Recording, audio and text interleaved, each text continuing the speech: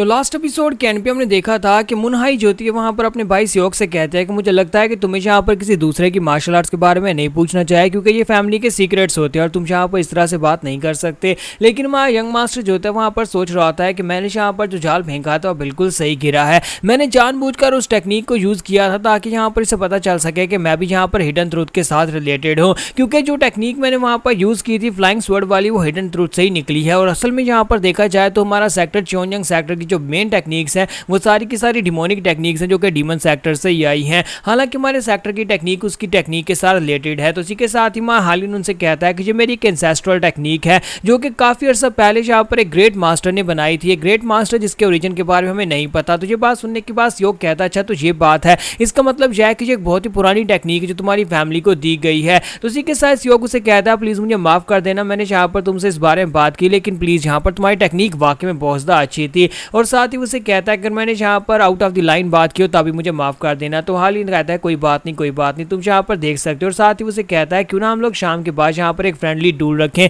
शाम के खाने के बाद आपस में एक फाइट करके देखेंगे और देखेंगे कि हम दोनों में से कौन यहाँ पर इस फाइट को जीतता है, कौन यहाँ पर बेहतर है। क्या तुम यहाँ पर मेरी मदद करोगे? हो सकता है कि मैं तुम यहाँ पर अपनी टेक्निक फिर से दिखाऊं, तुम्हें यहाँ पर कुछ और बेहतर आइडिया आ जाए। मुझे लगता है कि सारे सेक्टर के लोगों के खिलाफ फाइट करते वक्त तुम्हें पूरा मौका नहीं मिला था अपनी फुल पावर को रिलीज करने का। तो क्या तुम मेरे खिलाफ यहाँ पर फुल पावर्स को यूज करोगे? मैं देखना चाहता हूँ तुम कितने स्ट्रॉन्गर हो। तो वो कहता है हाँ क्यों नहीं मैं भी देखना चाहता हूँ तुम कितने स्ट्रॉन्गर हो। और इसी के साथ ही दोनों की फाइट होती है। सनसेट के वक्त वो दोनों वहां पर एक दूसरे से फाइट करते हैं, अपनी तलवारें टकराते हैं। दोनों की फाइट के बाद यहाँ पर दोनों जो होते हैं पीछे हटते हैं और हमारा सियोक जो होता है वो भी वहां पर थक चुका होता है। हमारा हालिन कहता है कि तुम तो वाकई में काफी ज्यादा स्पेशल हो। तो हमारे सियोक को फाइट करने के बाद ये आइडिया होता है कि इसकी जो टेक्निक है वो वाकई में यहाँ पर उनका जो हिडन ट्रूथ है उसी सेक्टर से है। तो वो कहता है ऐसा कैसे हो सकता है? ये टेक्निक सारी की सारी टेक्निक्स तो यहाँ पर हमारे सेक्टर की टेक्निक के रिलेटेड है। हालांकि इसने यहाँ पर राइजिंग ड्रैगन ब्लेड टेक्निक को यूज किया लेकिन हमारे डीमन ड्रैगन ब्लेड टेक्निक भी इस टेक्निक के सेम टू सेम है। दोनों टेक्निक्स एक जैसी हैं। अगर देखा जाए तो यंग मास्टर हालिन की टेक्निक जो है वो एक लोअर वर्जन है और इसके अंदर इतनी पावर भी नहीं है, जबकि हमारी जो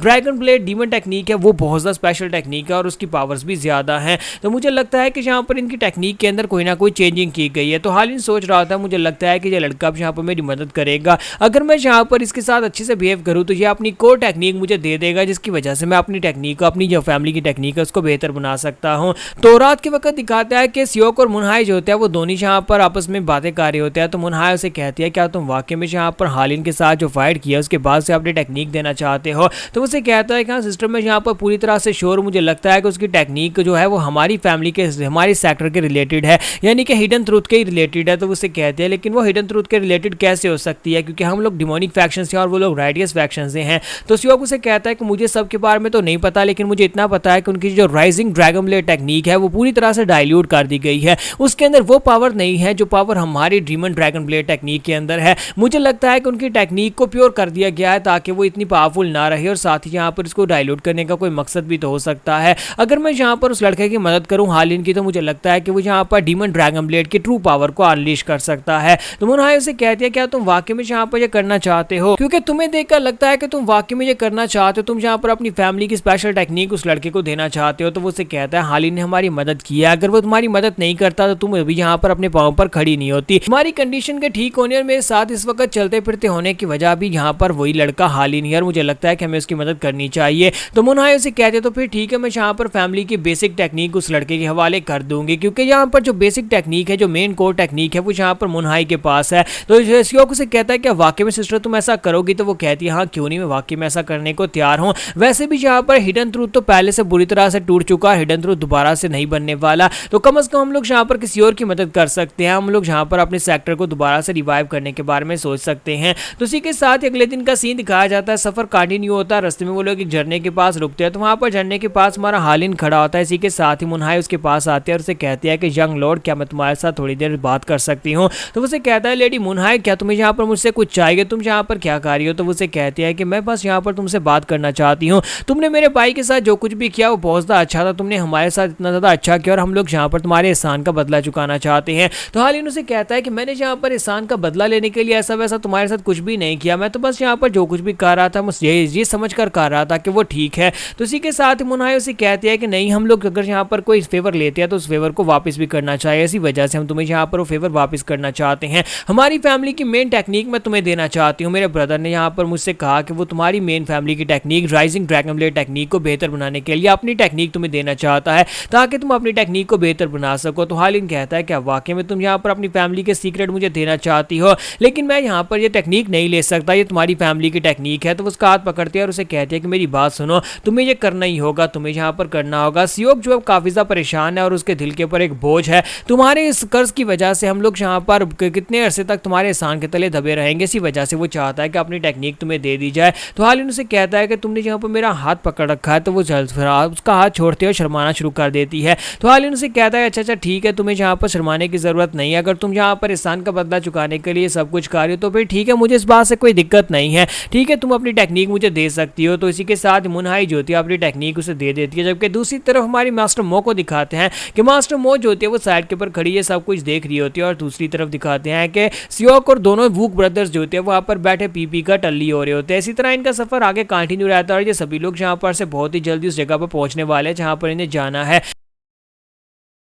ये लोग जियोंगजू की तरफ आगे बढ़े और वहीं पर सामने जियोंगजू सेक्टर इन्हें दिखाई देता है। तो जब ये लोग जियोंगजू में वहां पर पहुंचते हैं तो वहां पर आने के बाद हमारा हालिन उन लोगों से कहता है कि तुम लोग यहाँ पर अपने रूम्स में जाओ, रूम बुक करो, जबकि मैं यहाँ पर किसी को ढूंढने के लिए जाने वाला हूँ। तो मास्टर मो से कहते हैं कि मैं भी तुम्हारे साथ जाऊंगी, मुझे भी अपने साथ ले चलो, मैं भी देखना चाहती हूँ कि तुम यहाँ पर किसे ढूंढने के लिए आए हो। हालिन उसे कहता है कि हाँ मुझे इस बात की बहुत ज्यादा खुशी होगी कि तुम मेरे साथ चलो, मुझे इस बात में अच्छा लगेगा। और इसी के साथ ही वो दोनों वहां पर बाजार में आगे चल पड़ते हैं। वो लोग एक शॉप में जाते हैं तो वहां पर बाहर एक लड़का जो होता है वो झाड़ू दे रहा होता है। तो हालिन वहां पर आता है तो उसे कहता है कि लड़के क्या तुम आल सिंह सियर को जानते हो, वो यहीं पर उसकी शॉप थी ना। तो वो लड़का उसे कहता है कि सर आप यहाँ पर आल सियर के लिए आए हैं लेकिन आप बहुत ज्यादा लेट हो गए हैं, मुझे लगता है कि अब आप उसे कभी नहीं मिल पाएंगे। तो हालिन कहता है क्या मतलब है, क्या वो शॉप क्लोज करके किसी और जगह चला गया। तो इसी के साथ ही वो लड़का उसे वहां पर कॉइन का इशारा करता है कि अगर एक कॉइन दोगे तो मैं तुम्हें बताऊंगा। तो हालिन इसी के साथ ही एक सिक्का निकाल कर उस लड़के को दे देता है और कहता है कि अच्छा ठीक है आप बताओ। तो वो लड़का उसे कहता है कि सर असल बात यह है कि आल सिंह सियर जो है उसे यहाँ पर जेल में बंद किया गया है,